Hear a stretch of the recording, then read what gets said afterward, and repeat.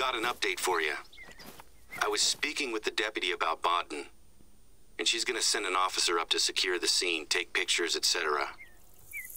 Do you remember the truck that we spotted leaving the reserve just before we locked it down? Well, the deputy had some news. Turns out that the truck was stolen from a college campus in Denver just a couple of weeks ago. It gets stranger. The sheriff just got a call from a patrolman in the next county over. The truck has been found on fire, abandoned in the middle of nowhere. It was an anonymous tip-off.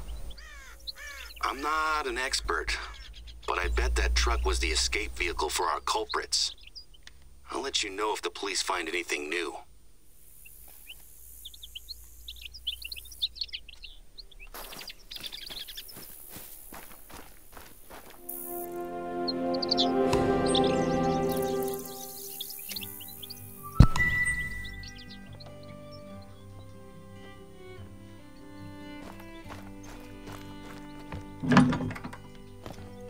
I need you to look for any signs that she came here with an agenda that might tie into the problems we're having. Be respectful, though. Her luggage. I guess it's just clothes and things. No need to open it up. Didn't we already find Bodden's phone in the woods? Ghost town and dig site? No. I don't believe it.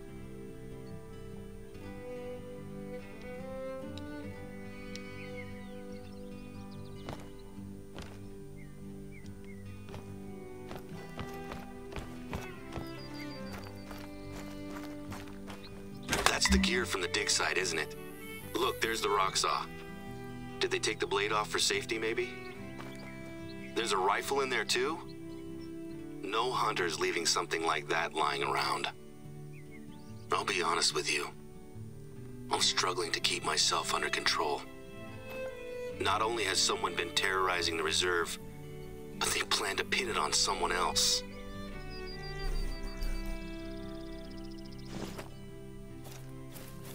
You know, my dad said that there's a spiritual reason for what's going on. What I believe is that people have tried to hurt us, and the innocents are getting caught in the middle.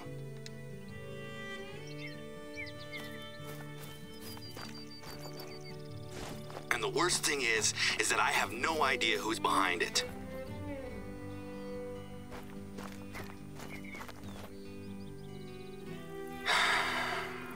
Composure. That's what we need now, right? We got a response from APAR. They are denying all connections to what's happening here. They say that, while they have sadly been forced to euthanize animals in the past, none of their operations would ever condone the sorts of animal mistreatment that were reported. This never seemed like their MO to begin with. They kill shelter animals because they feel it's more humane than the alternative. They don't come out here to do it. Oh, and to make things even worse, I keep getting voicemails from Bobby Joe Jefferson asking me to call him back. We were able to trace the payment for Bodden's accommodation. You ready for this? It came from a Green Enterprises. The company was dissolved 3 days ago. Seems like the person behind Bodden's choice to come here was also the one who gave the go-ahead to rip up our railway. That's it. I've had enough from Bobby Joe. I'm gonna call him back and tell him that it's not the time. Give me a minute.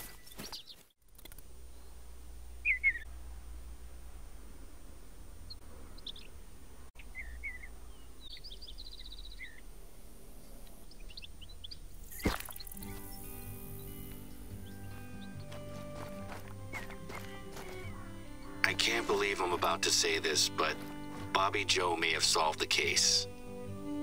Do you recall the uranium mine that he was camped beside? It turns out that he was camping there because he was convinced that it was hosting some government conspiracy. Well, it turns out that someone had been up to visit the site on more than one occasion. The last time they visited, they came with a truck. Bobby was suspicious, so he tailed the truck as it moved around the reserve. Just before they left the reserve, Bobby lost sight of it as it disappeared into the woods. Before Bobby could figure out where it had gone, the truck returned to the road and drove out of the reserve. Bobby kept tailing them. Once they were out of the county, the driver jumped out, grabbed a jerry can from the back, and doused the truck in gasoline before setting it on fire. Bobby swears to me that the guy who got out of the truck is William Simpkins Jr. Shortly afterwards, he was picked up by someone in a car that matches the description of Junior's best friend. You remember the old chairman I told you about? That's William Simpkins Sr. This is his son. I went to school with him after he got himself kicked out of his fancy prep school. Junior was pretty horrible to everyone at school, but he was especially nasty to Bobby. I won't go into details, but I wouldn't be surprised if Bobby holds a grudge. The spot I'm sending you to is the place where Bobby says the truck took a detour before leaving the reserve. The driver desperately needed to get out of here, so why take a detour, unless it was absolutely essential?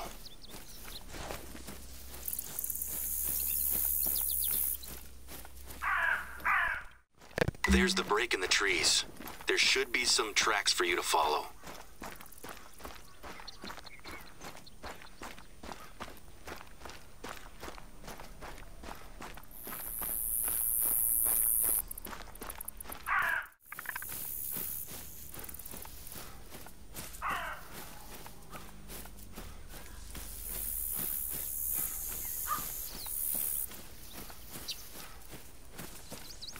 Whoever it was that drove in here got out.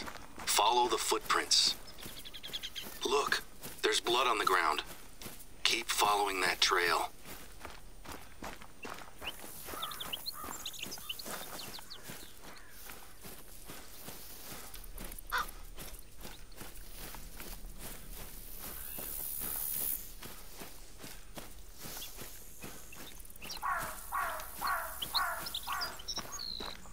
That tree, it's been marked.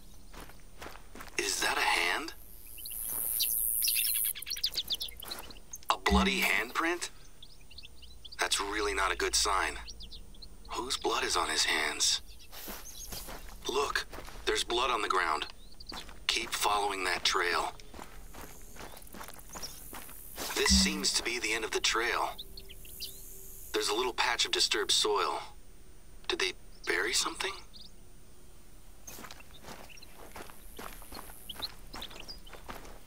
It's a rusty old saw blade. Oh, it's the saw blade that had been attached to the dig team's rock saw.